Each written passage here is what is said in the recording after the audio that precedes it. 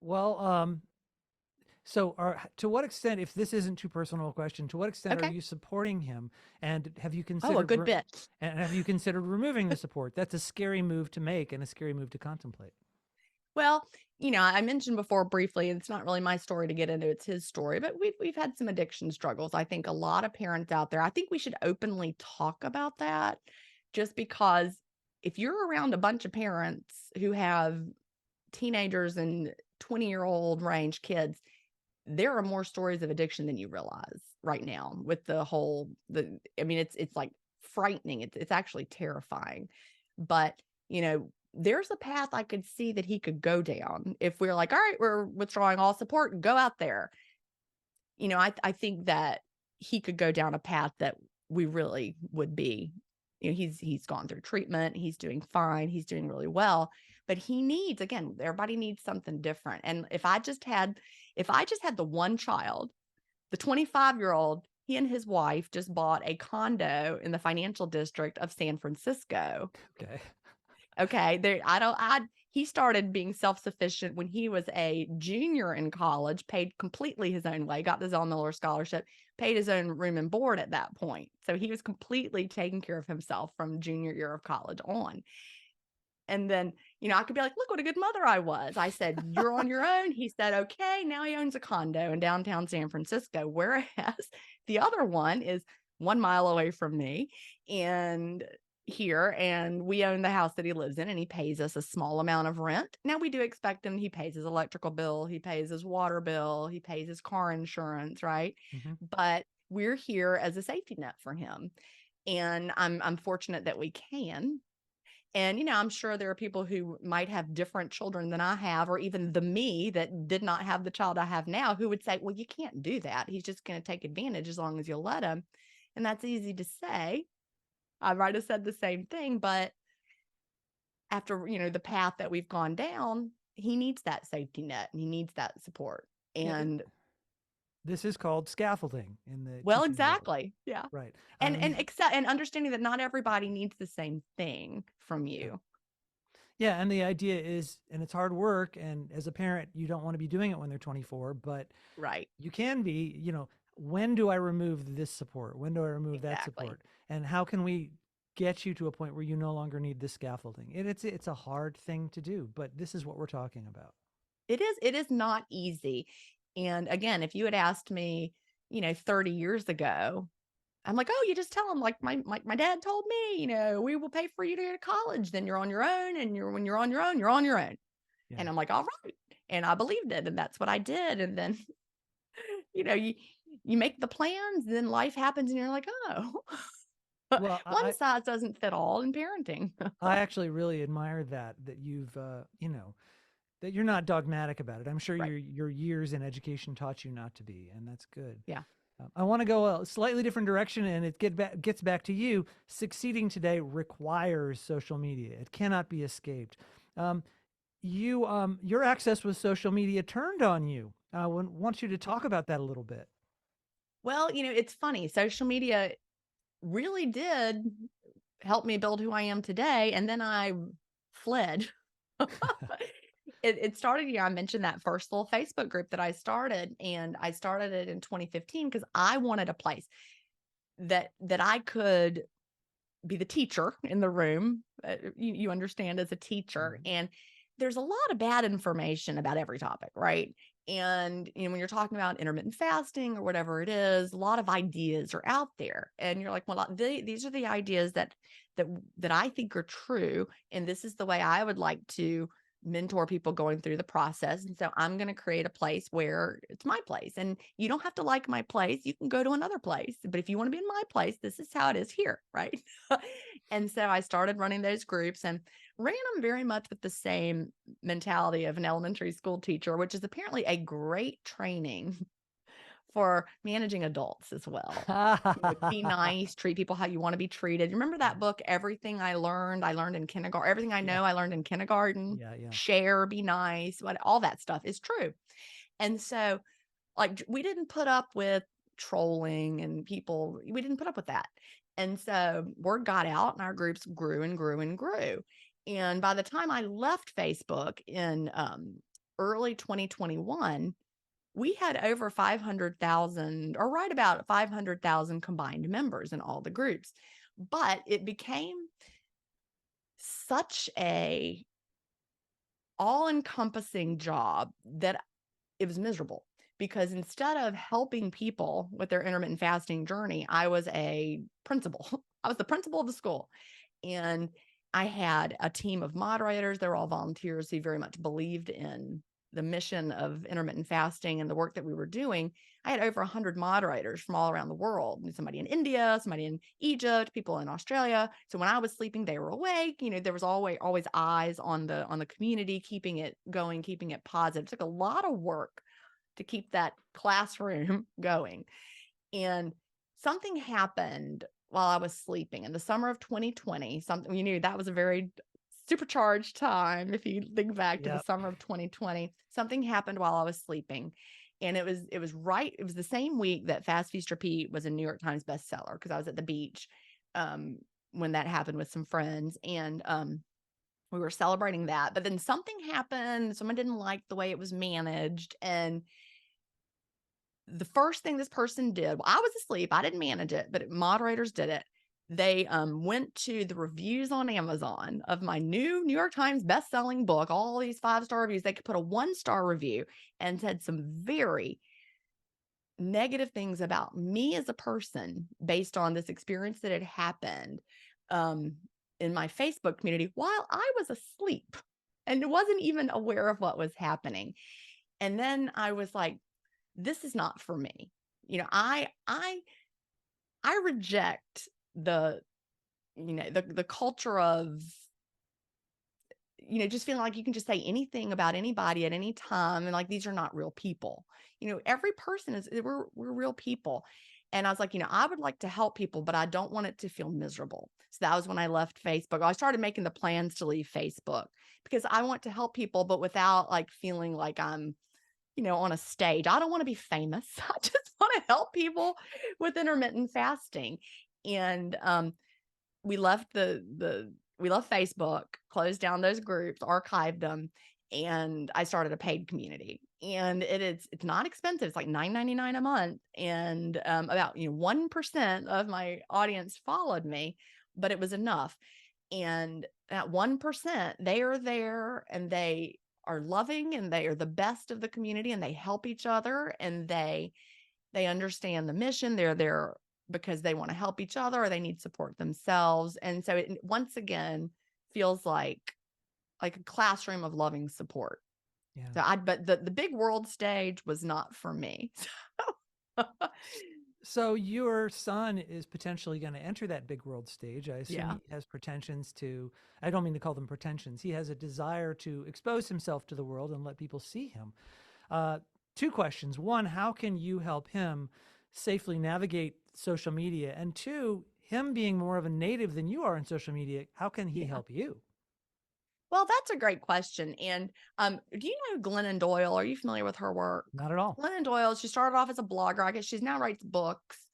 But I followed her from early on. She wrote as a mom and she wrote about her kids and her life. And, of course, my kids were they were young and I was reading her work then. But she had a blog post that was transformative for me. And she was responding to an artist. And it was an artist who would get really, really upset by reviews and comments on things like social media or her blog or her website. And then she would go and try to rebut them all. And then she would just go and like working herself up into a tizzy. And Glennon Doyle said, it is not your job to babysit your art. You create the art, you put it into the world, you let it go. How people respond to your art is none of your business. Honestly, none of your business.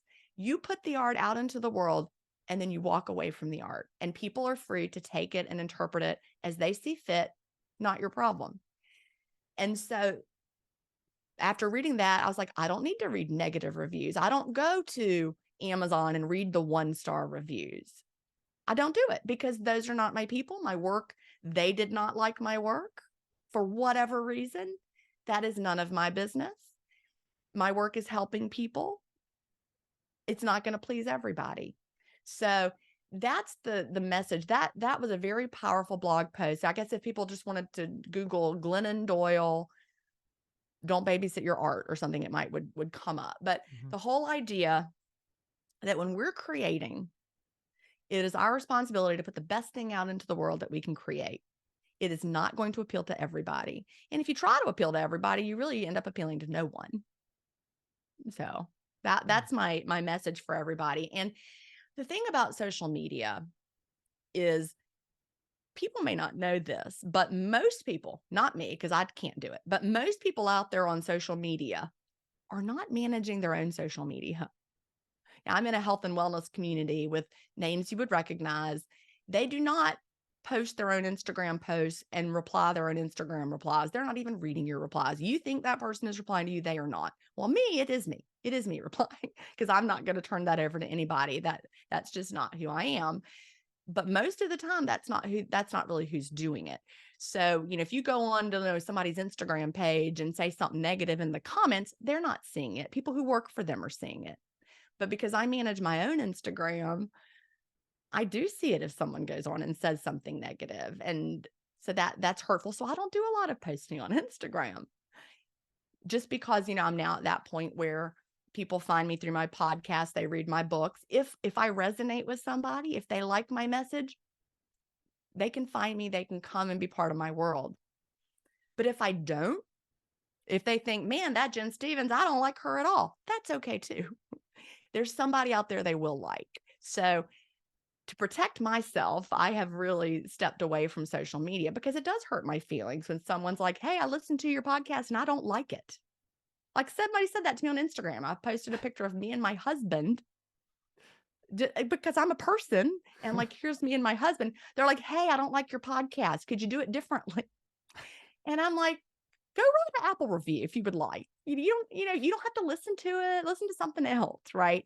And so to protect myself, I do not babysit my work, and that includes social media at this point. I don't do a lot on social media just because it doesn't feel like a safe place to me. I certainly don't do Twitter. Is this something you help your son with, or is this something he actually knows better than you and helps you with? Well, he knows what to do on social media. Like he just did some paintings. He's doing some commissioned work, and a person that taught with me commissioned him to do a painting of her daughter. You're right around the holiday season. So I saw the work that he was doing, and I'm like, I know who that is. I actually taught this little girl, and actually her mother, I remember when her mother was pregnant with her, and now she's in high school. So, and I'm like, I know that little girl. Now she's grown up. And so he's finding his way through Instagram, but a lot of it is, I know things are probably going to be even shifting and changing now, because a lot of it is just like, you post something with a hashtag, and that hashtag is supposed to get you like visibility, but all it gets you is like the scammy people. You know what I mean? Yeah. It's always like DM me, whatever. And it's just a bunch of, right now we're at the point where if I had to go back and start Facebook groups like I did in 2015, everything is different. I don't believe I would be able to grow like I did because of the algorithms. I think we're moving differently. Things that worked 2015, 2020 are not going to work as we get into 2024, because it's like a game now, and people are like gaming the system. And I don't know. I don't like to do all that. Yeah. You know what I mean, though. I do. Of course. Everything's constantly changing. I have no idea. I'm just doing my best. That's all I know. We just put it out there. Put your art out there into the world, and hopefully the people find it who like it. Exactly. So now you've been candid enough and brave enough to talk about your son's addiction in passing, and I respect it. That's as far as I want to go, is to mention it. You have your whole life, and your life's work has now been talking about intermittent fasting, and you've been freely talking about your own experience bringing your weight down. These issues around food and around eating, they are, in a sense, addictive stories as well. Can you talk about can you use that experience of bringing your weight down, of finally addressing that problem once and for all, and being able to do it with your son's issues, not just of addiction, but of trying to find himself and succeed? It's this I finally solved the problem thing that you did. Can you help them Yeah. with that? Well, it all is really learning and unlearning, right? I struggled with my weight for so many years and I kept following all the conventional advice, eat less, move more, and, struggling with, well, if I just eat this and not that. You remember those books, Eat This, Not That? Yep. And all the books are like, eat this, not that, depending on what the diet is. And they're like, eat all of these, but none of those. And you just have to eat less and move more. And the more you understand the flaws in the advice that we've been getting, and that we really just have to learn to work with our bodies, and understanding that it wasn't because I was, addicted to food and addicted to overeating. That wasn't why I was struggling. It was really because I was following advice that didn't work for actually tapping into stored fat for fuel, and being creative enough to think about, how can I think about this differently? Instead of just, well, most people say breakfast is the most important meal of the day, so I guess it must be true. Being a questioner. I've always been a questioner. And that's another thing both of my boys got from me. I guess we're born that way, is being, questioning. If everybody says something and I'm like, maybe the opposite is true. Yeah. Let's go that direction and look. And that really ended up being the case when it came to managing my weight, because all the things that had been the conventional wisdom that I had tried over the years, I just kept getting bigger and bigger and bigger. And it wasn't until I took that like contrarian view, maybe breakfast isn't the most important meal of the day. Maybe I don't need to fuel myself 8 small meals a day. Turned out that was actually true.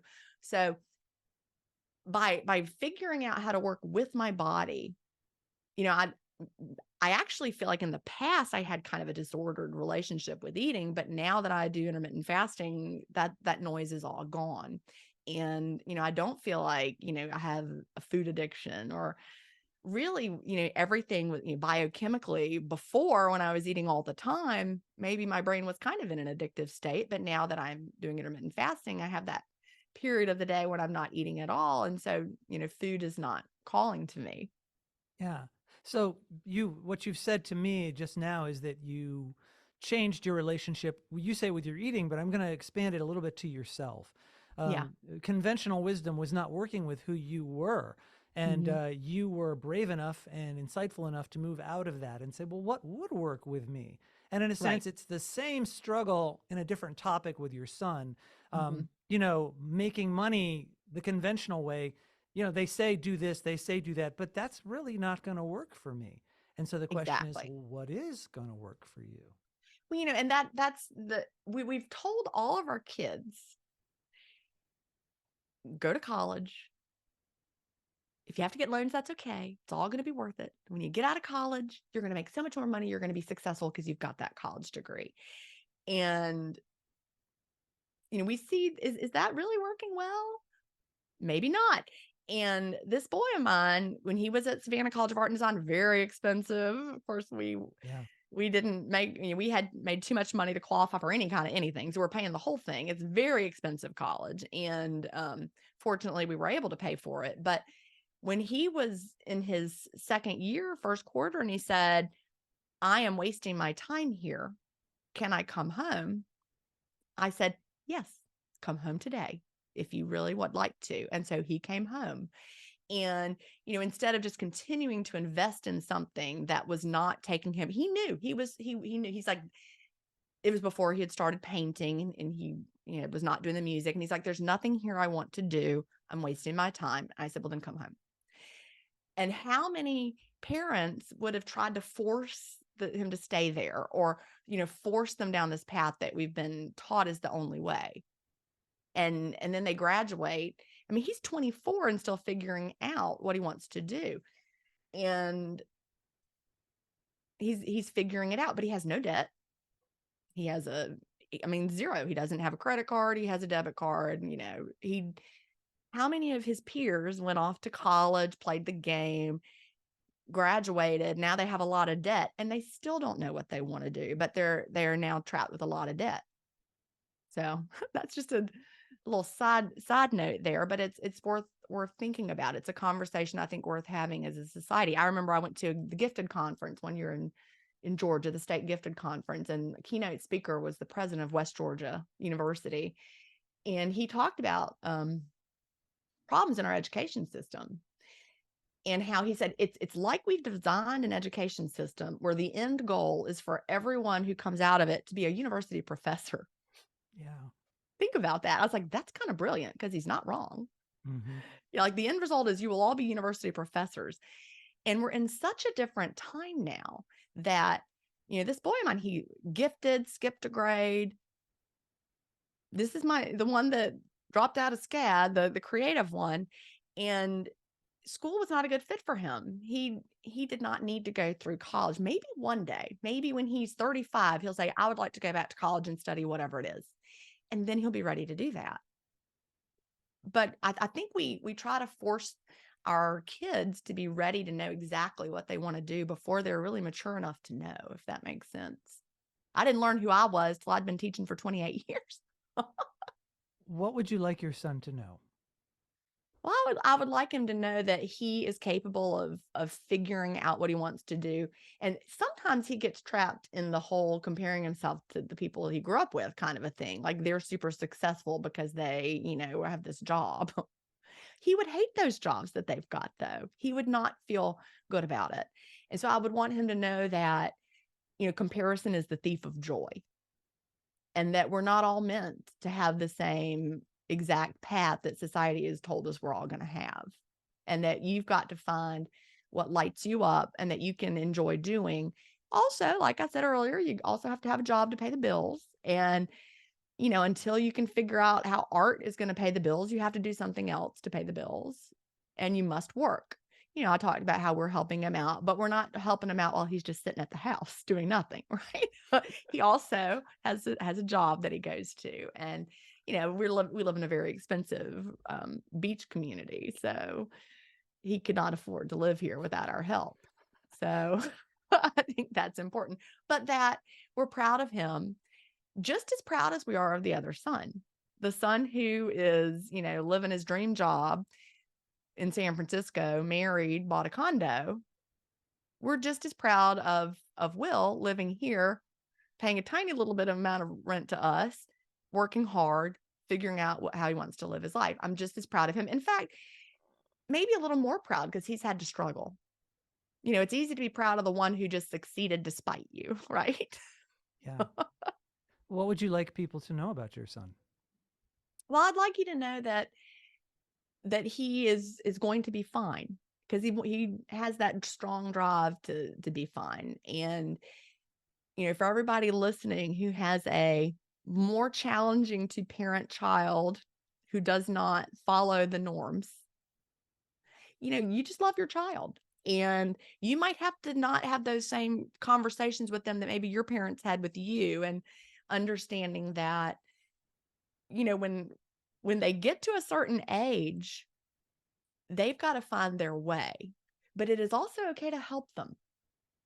There's a difference between helping and enabling poor behavior, right? So like, we didn't just let him stay in a, addicted state doing whatever, I'm going to give you money. No, you have to still, you have expectations and boundaries, and help them, guiding them. That doesn't stop. But knowing that no matter what you do, they're going to figure it out. It's their life. You're there to support them and love them through it. I watched, probably a lot of this is informed by watching my own mother, who was a dance teacher, a creative person. She was a hippie. When I grew up in the 70s, my mother was a hippie, and that was hard for me as her daughter. And I saw my grandmother and my mother have a very contentious relationship, where my grandmother wanted my mother to be different, and my grandmother was not able to make my mother be a different person, no matter how hard she tried. All she did was destroy their relationship. And so, I could try to make my son be a different person and destroy the relationship, or I could say, this is the person that he is. How can I be a loving parent and support him through it in healthy ways, and help him be the best person he can be? And I really do think that having the experience of watching my mother and my grandmother, that really helped me be a better mother. How do we find out more about you, Jen? Well, To learn more about me, go to jenstevens.com. Jen is Gin, like gin and tonic. Stevens is with a PH, jenstevens.com. You can find me there, and it points to everything I do, my books and my podcasts. Well, thank you so much, not just for talking to us, but for talking to us so candidly. I know there's a lot of parents out there with children who are maybe off the beaten path, and your advice Yeah. is very heartfelt, honest, and I think helpful. Thank you so much. Well, thank you. And thank you very much, audience, as always, for joining us on these trips. If you like these interviews, please push that like button. Please subscribe. Please tell your friends about us. And if there's someone you want to see on our show, please let me know. Thanks very much, everyone. We'll see you next time.